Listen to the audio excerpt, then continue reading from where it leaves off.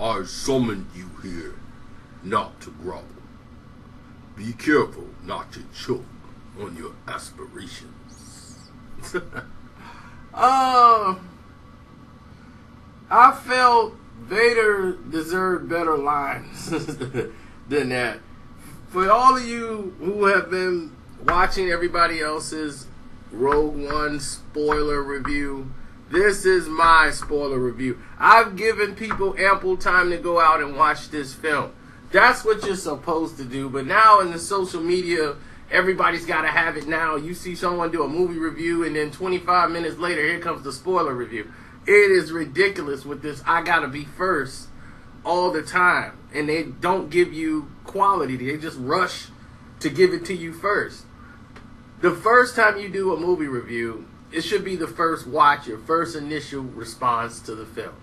When you do a spoiler review, you have seen the film at least probably 2 to 3 times.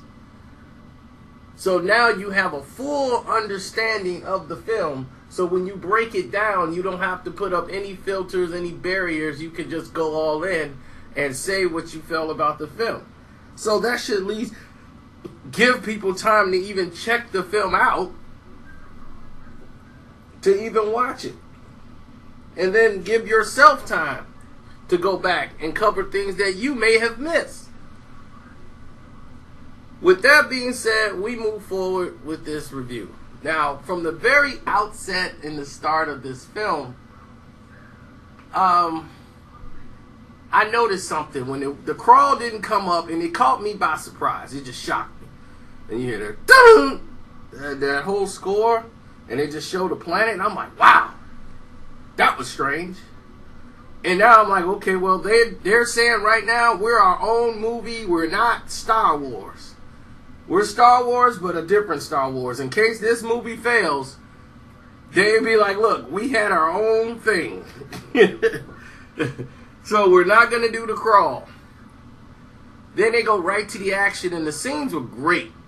You know, with Erso and Krennic when he comes down there. And that whole scene seemed like, my gosh, when they're talking, these guys seem like, man, like what happened to make him go into exile to hide? And he's saying, look, the work has stalled. We need you to come back.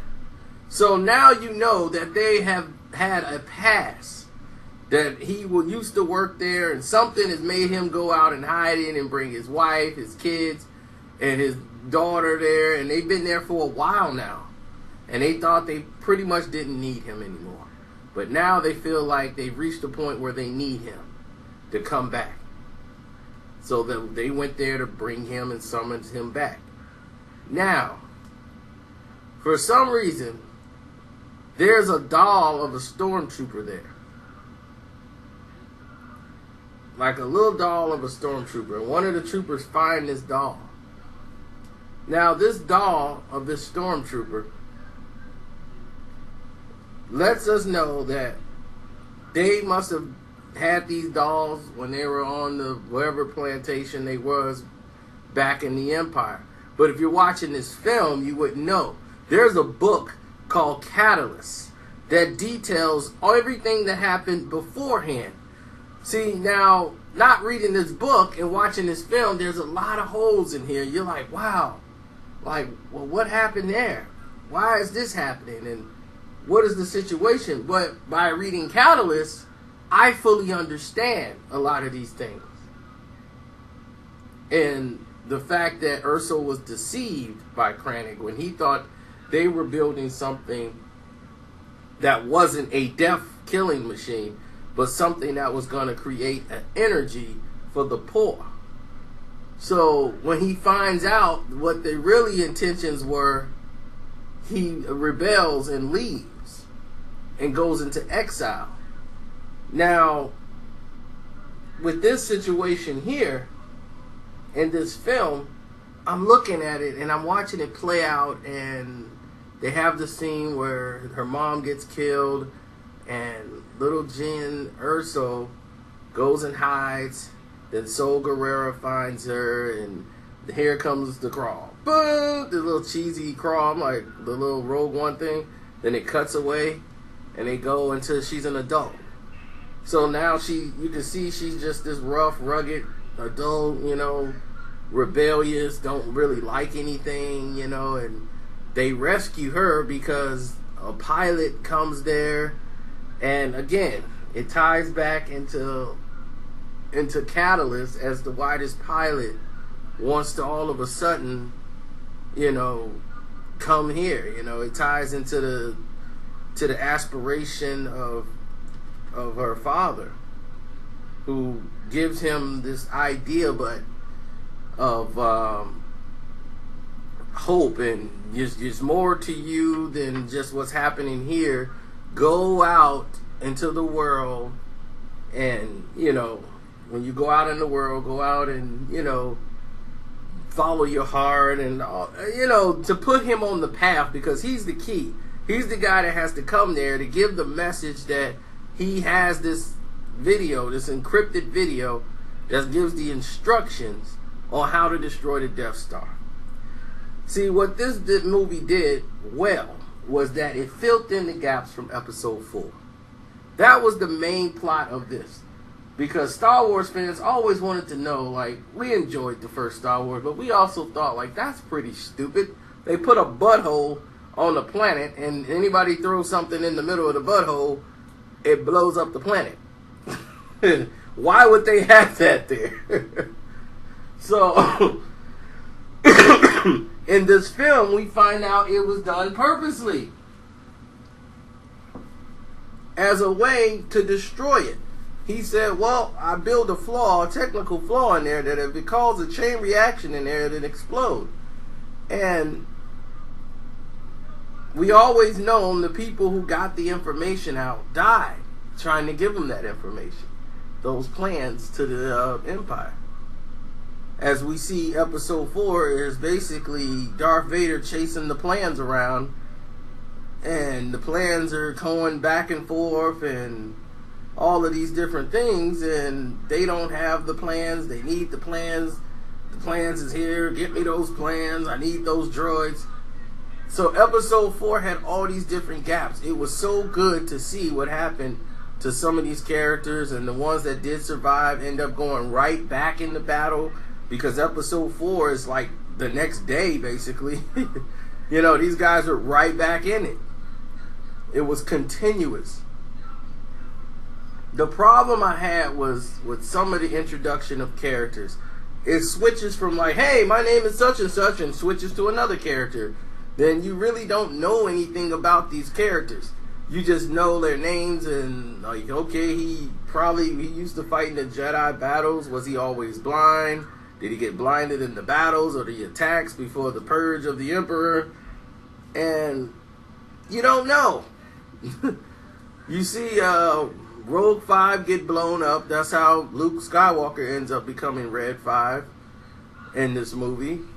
You start seeing Red 1 or Red Leader and everyone else that was in there. The way they did the CGI for that was great. And then you see the Blue Squadron that we never saw in episode 4. That's because the whole Blue Squadron was wiped out, because they all got stuck on the planet when the city of Scarif got blown up at the end. So my thing was this. I kind of had some,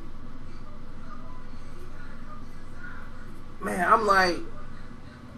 I'm trying to figure out how in the world was a lot of this stuff happening on the planet Scarif. The action scene was great. I didn't like the cheap AT-AT. It looked like people wanted to see an AT-AT again, so they brought this AT-AT in, and then this AT-AT was so easy to be destroyed. And I'm like, did you know how long they had to fight this thing on Hoth? So maybe this was the prototype of what they was going to make for an AT-AT, because this was destroyed so easily that I'm like, wow, that was quick. They just up and destroyed them. And I didn't like the way that went down. All of this I am the Force is with me, I am the Force is with me. I was like, okay, this is too Disney. And all of this, whoa, was that your foot?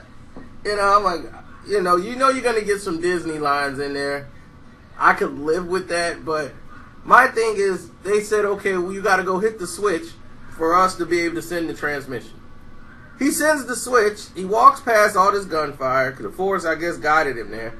And once he hits the switch, there's a big explosion right there. So I'm like, that should have destroyed the radio tower. It killed him, but it didn't destroy the radio tower? I don't get it. Then Jen Orso, at the end, she's on the platform, the catwalk. She repositions the antenna. The antenna gets blown up right then and there. I watch it get blown up, and she sends the transmission still with a blown up antenna? How does she do that? I said, wow. That's when I know there's been a lot of rewrites for this film. Because you look at the situation where in the trailer you see the X-Wing fighter, or not the X-Wing fighter, but the Empire's version of the wing fighter. It comes up while she was on the platform in the trailer. That never happens in the movie. There's so much stuff in the trailers that is not in the film. Darth Vader looking at the plans, that's not there. None of those scenes are in that movie, which you could tell the DVD is going to be loaded with a lot of stuff they probably pulled out and reshot. Like the hallway scene with Vader at the end to bridge episode 4 into the end of this film. The way they were running with the material, the way it was analog, and how the file was so big they couldn't download it. All of these things were great. The way Darth Vader looked, I didn't really like his dialogue because it wasn't vintage Vader. But at this point, he was aggravated because he had. Now we see why he was so aggravated when episode 4 comes on and they're shooting at Leia's ship, and they come on board, and she's trying to come with we're on a diplomatic mission. No, you're not. You're a traitor and part of the Rebel Alliance. Take her away. Now you see why he was so into it when he got on board, because of what happened here. He shows up late to the action. Everybody's retreating at this point. They already got the plans. Once he finds out that they had beamed the transmission to one of those transports, he boarded that ship immediately. And once he boarded the ship, that was it. Look, they got beamed up a transmission. Vader gets a squad, they go on board and just wreak havoc. And Vader has the lightsaber scene in the hallway where he's using the Force, he's slashing people around. It looked impressive. It looked like vintage Vader. Because in episode 4, you rarely see Vader use the lightsaber, or if he used the Force, he wasn't doing it the way he did it in Rogue One.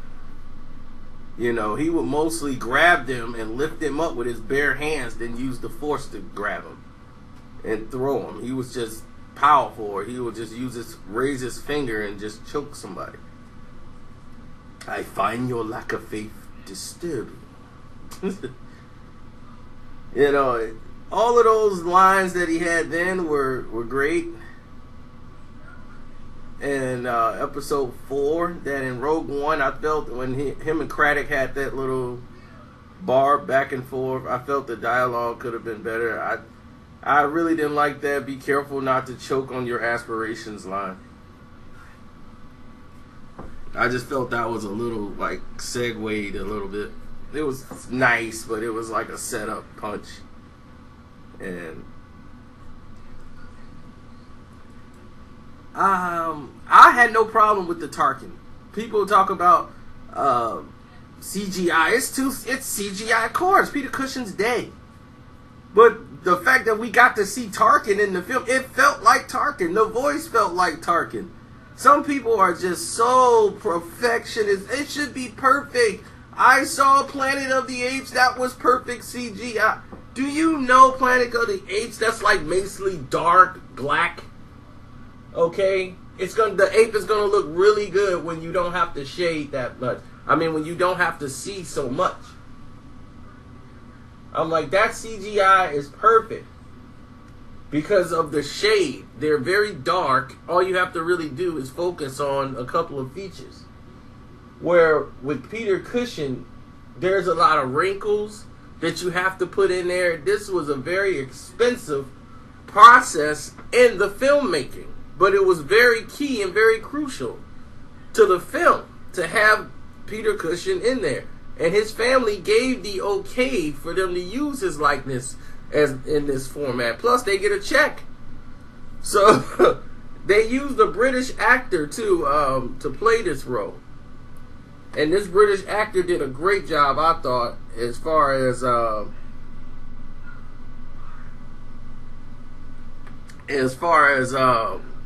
putting everything on the platform and letting it be known throughout the rest of the world, like putting them on a big stage, and the guy sounds like Peter Cushing.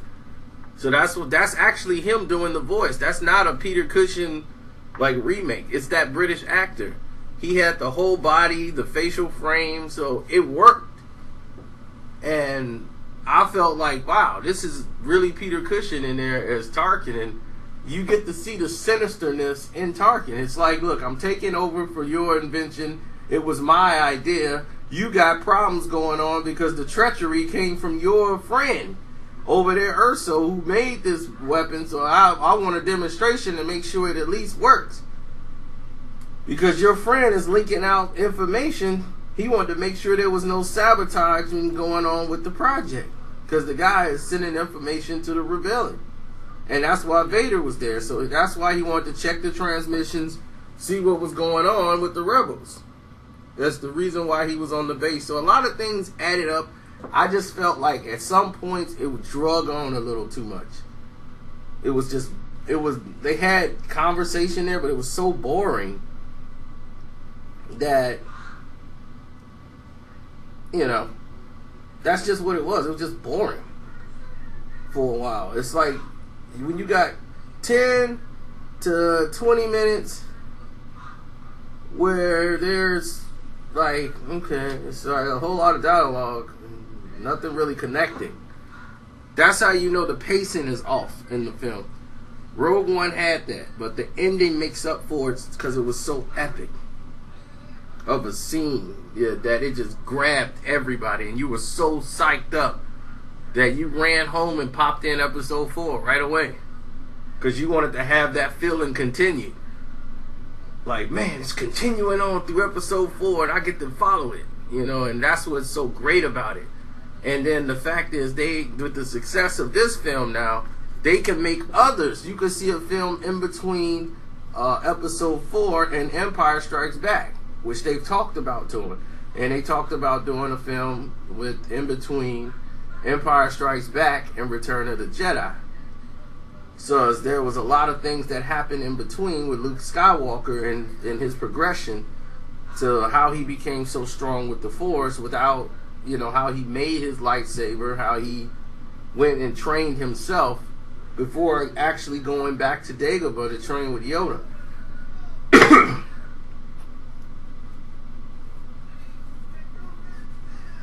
So when he decided to go back to finish his training, Yoda told him he knows all that he needs. He knew everything. But he wasn't a Jedi yet. In order to be a Jedi, he was going to have to face his greatest challenge and overcome it to become a Jedi. And his greatest challenge was Vader.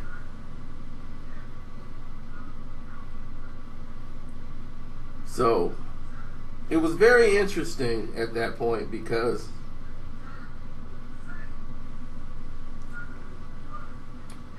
I think that at this point,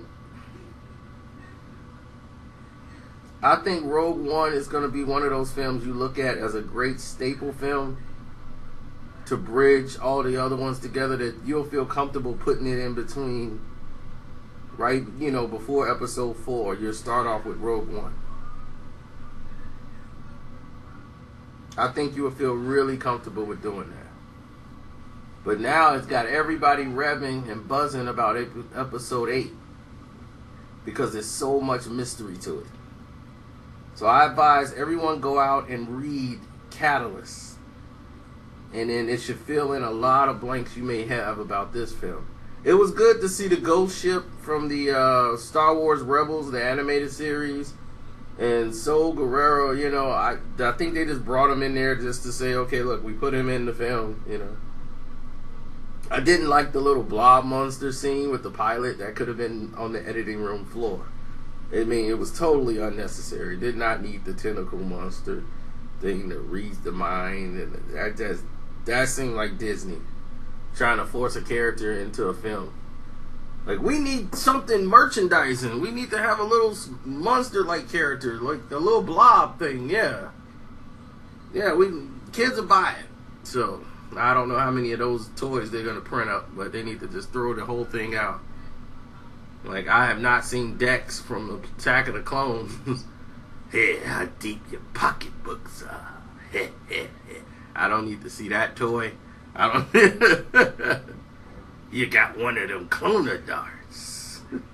This guy at the diner knows about all of this stuff. I mean, some of the mistakes that were made in these films.